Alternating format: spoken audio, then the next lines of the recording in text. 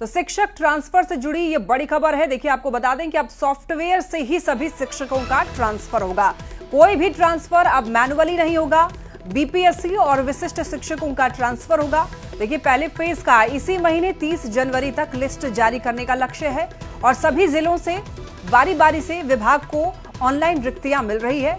कल शाम तक ट्रांसफर को लेकर के शेड्यूल जारी होगा और फरवरी में दूसरे या तीसरे या फिर चौथे फेज का सॉफ्टवेयर से ही ट्रांसफर होगा। सभी फेज के लिए फिर से नई तारीख का ऐलान होगा और फरवरी में आवंटित स्कूल की जानकारी मिलेगी।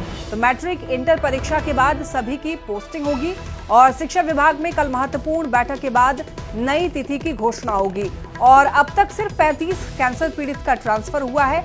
सॉफ्टवेयर में डाटा फीड करने का काम शुरू हो चुका है। और ज्यादा जानकारी के लिए न्यूज 18 संवाददाता रजनीश हमारे साथ जुड़ रहे हैं। रजनीश, देखिए, ट्रांसफर पोस्टिंग को लेकर खबर मिल रही है कि अब सॉफ्टवेयर के जरिए होगा, पूरी जानकारी दीजिए।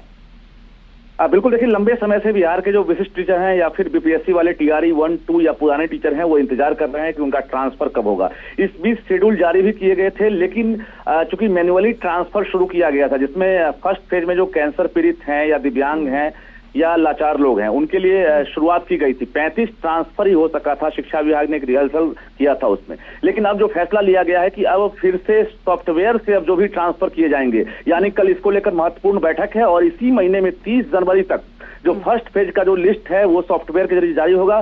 जबकि बाकी जो रिक्तियां हैं कई जिले से मांगी गई है, वो रिक्तियां जो है धीरे धीरे ऑनलाइन ई शिक्षा कोष से डीओ भेज रहे हैं।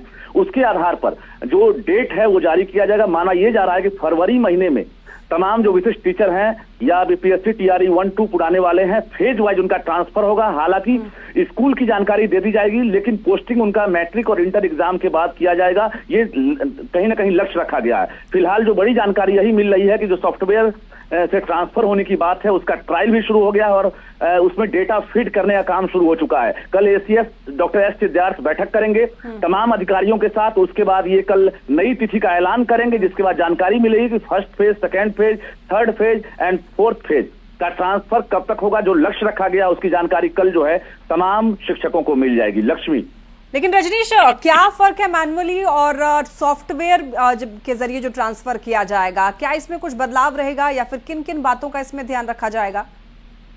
देखिए, डॉक्यूमेंट्स वेरिफिकेशन, चूंकि मेडिकली जो ग्राउंड था उस ग्राउंड को डॉक्यूमेंट्स वेरिफिकेशन करने के लिए मैनुअली जो अधिकारी हैं वो शुरू किए थे, लेकिन चूंकि हजारों की तादाद है ऐसे टीचर्स की, खासकर जो फेज वाइज ट्रांसफर करना है, इसमें लंबा समय लग जाता। लेकिन शिक्षक जो है इंतजार कर रहे हैं। ऐसे में शिक्षा विभाग ने फैसला लिया कि जो भी ट्रांसफर करेंगे अब सीधे सॉफ्टवेयर से होगा। एक बार में डेटा फीड किया जाएगा और उसके बाद सभी का ट्रांसफर जो है एक तरह से सॉफ्टवेयर के जरिए होगा, ताकि जल्दी से जल्दी ट्रांसफर हो सके और जो चॉइस का जिला है, ऐच्छिक का स्थानांतरण लोगों को मिल सके। और कहीं ना कहीं जो 300-400 किलोमीटर दूर वाले जो शिक्षक हैं जिन्होंने अप्लाई किया है, उनकी जो एक तरह से कहीं ना कहीं चिंता है कि अब ट्रांसफर कब होगा, उनके लिए कल सूचना मिल जाएगी कि आपका ट्रांसफर का डेट क्या होगा और कब से शिक्षा विभाग आपको स्कूल आवंटित करेगा। लक्ष्मी, चलिए, ठीक है, बहुत धन्यवाद आपका इन तमाम जानकारियों के लिए रजनीश। यानी कि पैमाना वही रहेगा, लेकिन जो मोड है वो अब सॉफ्टवेयर के जरिए होगा।